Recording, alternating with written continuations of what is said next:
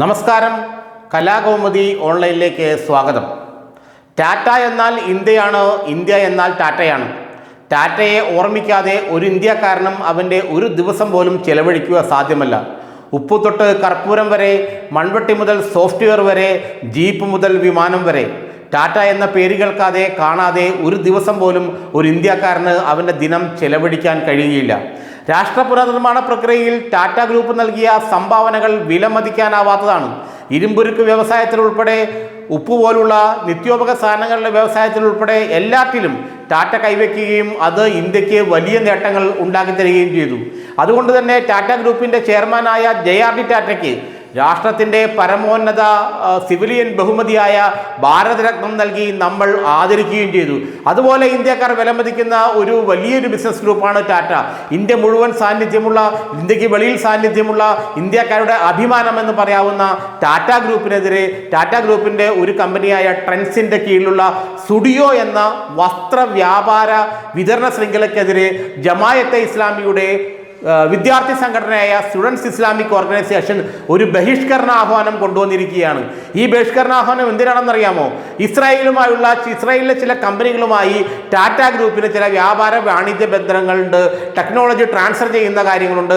അതുകൊണ്ട് തന്നെ ഇസ്രായേലുമായി വ്യാപാര വ്യവസായ പങ്കാളിത്തമുള്ളത് കൊണ്ട് ടാറ്റയുടെ കീഴിലുള്ള കമ്പനിയുടെ ഉൽപ്പന്നങ്ങളെ പൂർണ്ണമായും ബഹിഷ്കരിക്കുക എന്നതാണ് ജമായത്തെ ഇസ്ലാമിയുടെ വിദ്യാർത്ഥി സംഘടനയായ സ്റ്റുഡൻസ് ഇസ്ലാമിക് ഓർഗനൈസേഷൻ ആഹ്വാനം ചെയ്തിരിക്കുന്നത്.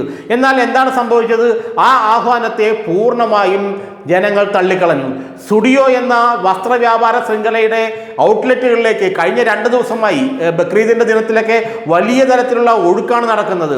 ഈ സുഡിയോയുടെ ഉൽപ്പന്നങ്ങൾ, വസ്ത്ര ഉൽപ്പന്നങ്ങൾ ബഹിഷ്കരിക്കണമെന്ന് ജമായത്ത് ഇസ്ലാമിയുടെ വിദ്യാർത്ഥി സംഘടന തിട്ടൂരം പുറപ്പെടുവിച്ചിട്ട് അതെല്ലാം പുല്ലുപോലെ തള്ളിക്കളഞ്ഞുകൊണ്ട് സുഡിയോയുടെ ഷോറൂമുകളിലേക്ക്, ഔട്ട്ലെറ്റുകളിലേക്ക് ജനങ്ങൾ തള്ളിക്കയറുന്ന കാഴ്ചയാണ് ഇപ്പോൾ കാണുന്നതെന്നാണ് നമുക്ക് പലയിടത്തു നിന്നും കിട്ടുന്ന വിവരം. കാരണം ഈ ബഹിഷ്കരണ ആഹ്വാനമൊന്നും ജനങ്ങളുടെ മുന്നിൽ വിലപ്പോവില്ല. കാരണം വളരെ വില കുറഞ്ഞ വിലയ്ക്ക് നല്ല വസ്ത്ര ഉൽപ്പന്നങ്ങൾ വാങ്ങിക്കാൻ കഴിയുന്ന ടാറ്റ ട്രെൻഡ്സിന് കീഴിലുള്ള ഒരു വസ്ത്ര വ്യാപാര വിതരണ ശൃംഖലയാണ് ഈ സുഡിയോ എന്ന് പറയുന്നത്. ഇന്ത്യയിലെ എല്ലാ നഗരങ്ങളിലും സ്റ്റുഡിയോയ്ക്ക് ഔട്ട്ലെറ്റുകളുണ്ട്. 1996 ബാംഗ്ലൂരിലാണ് ആദ്യമായി ട്രെൻഡ്സിൻ്റെ കീഴിലുള്ള ഇത് തുടങ്ങുന്നത്. ഇപ്പോൾ ഇന്ത്യയിലെ ചെറുതും വലുതുമായ ഏതാണ്ട് 400-ലധികം നഗരങ്ങളിൽ സ്റ്റുഡിയോയുടെ സാന്നിധ്യമുണ്ട്. അതുപോലെ കേരളത്തിലെ ചെറുതും വലുതുമായ ഏറെക്കുറെ എല്ലാ നഗരങ്ങളിലും സ്റ്റുഡിയോയുടെ സാന്നിധ്യമുണ്ട്. അവിടെയൊക്കെ ഈ ബഹിഷ്കരണം പുല്ലുപോലെ തള്ളിക്കളഞ്ഞുകൊണ്ട് ജനങ്ങൾ ഇടിച്ചു കയറി സാധനം വാങ്ങിക്കുകയാണ്. ഇസ്രായേൽ ഗാസയിൽ നടന്ന ആക്രമണത്തിൻ്റെ അതിന് പിന്തുണ പ്രഖ്യാപിച്ചുകൊണ്ട് ഇസ്രായേലുമായി കൈകോർക്കുന്ന, വ്യാപാര വ്യവസായ രംഗങ്ങളിൽ കൈകോർക്കുന്നവരെ ബഹിഷ്കരിക്കണമെന്നുള്ളൊരു വിചിത്ര നിലപാടാണ് ഈ ജമാഅത്ത് ഇസ്ലാമിയുടെ വിദ്യാർത്ഥി സംഘടന എടുത്തിരിക്കുന്നത്. അതുകൊണ്ട് അതുമായി ബന്ധപ്പെട്ട് അവർ കേരളത്തിലെ പല നഗരങ്ങളിലൊക്കെ പ്രകടനങ്ങളും മറ്റും നടത്തിയിട്ടുണ്ടായിരുന്നു. പക്ഷേ സൗദി അറേബ്യയും UAEയും ഖത്തറുമെല്ലാം ഇസ്രായേലിൻ്റെ ഉറ്റ വ്യാപാര പങ്കാളികളാണ്.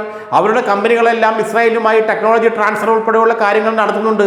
പക്ഷേ കേരളത്തിൽ അല്ലെങ്കിൽ ഇന്ത്യയിൽ മാത്രം ഈ ടാറ്റയുടെ ഈ ബ്രാൻഡിനെതിരെ ഇവർ ഇസ്രായേൽ കമ്പനികളുമായി കൈകോർത്തു അവരുടെ വ്യാപാര വ്യവസായ പങ്കാളിത്തത്തിന് എന്ന് ആരോപിച്ചുകൊണ്ട് ഈ സ്റ്റുഡിയോ ഉൽപ്പന്നങ്ങൾ അല്ലെങ്കിൽ ടാറ്റയുടെ വസ്ത്ര ഉൽപ്പന്നങ്ങൾ ബഹിഷ്കരിക്കണമെന്ന് എന്തർത്ഥത്തിലാണ്, എന്ത് ന്യായത്തിലാണ് ഇവർ പറയുന്നതെന്ന് ആർക്കും മനസ്സിലാകുന്നില്ല. പക്ഷെ ഒരു കാര്യം ഉറപ്പാണ്, ഇത്തരം വർഗീയ ബഹിഷ്കരണ പരാമർശങ്ങളെ, ആഹ്വാനങ്ങളെ കേരളത്തിലെ ജനങ്ങൾ പുല്ലുപോലെ തള്ളിക്കളഞ്ഞു എന്ന് വ്യക്തമാകുന്നതാണ് കഴിഞ്ഞ 2 ദിവസമായി ഈ സ്റ്റുഡിയോയുടെ ഔട്ട്ലെറ്റുകളിലേക്ക് ഇടിച്ചു കയറുന്ന ജനങ്ങൾ കാണിച്ചു തരുന്നത്. ഈ ബഹിഷ്കരണ ആഹ്വാനം വന്നതിന് ശേഷമാണ് ഇത്രയും തിരക്ക് തുടങ്ങിയതെന്നാണ് സ്റ്റുഡിയോയിലുള്ളവർ, അവരുടെ ജോലിക്കാർ തന്നെ നമ്മളോട് പറയുന്നത്. കാരണം ഈ ഇത്തരത്തിലുള്ള വർഗീയ ബഹിഷ്കരണ ആഹ്വാനങ്ങളെ എല്ലാ വിഭാഗത്തിൽപ്പെട്ട ജനങ്ങളും പുല്ലുപോലെ തള്ളിക്കളയും. ഈ ഔട്ട്ലെറ്റുകളിലേക്ക് കൂടുതൽ ആൾക്കാർ ചെന്ന് സാധനങ്ങൾ വാങ്ങിക്കുകയും ചെയ്യുന്ന ഒരു അവസ്ഥ വന്നു. ഏതായാലും ജമാഅത്ത് ഇസ്ലാമിയുടെ ഈ സ്റ്റുഡൻസ് ഇസ്ലാമിക് ഓർഗനൈസേഷൻ്റെ ഈ ഒരു തുട്ടൂരമൊന്നും കേരളത്തിലോ ഇന്ത്യയിലോ ഓടില്ലെന്ന് ഇതുകൊണ്ട് മനസ്സിലായി. ബഹിഷ്കരണത്തെ പാടെ തള്ളിക്കളഞ്ഞുകൊണ്ട് എല്ലാ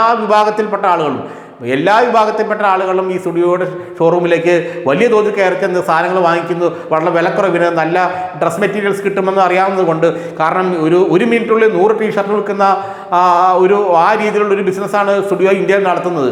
അതുകൊണ്ട് തന്നെ വളരെ അധികം ആളുകൾ തടിച്ചുകൂടി അവിടെ നിന്ന് നല്ല ഡ്രസ് മെറ്റീരിയൽ വാങ്ങിക്കുക എന്നാണ് നമുക്ക് മനസ്സിലാക്കാൻ കഴിഞ്ഞത്.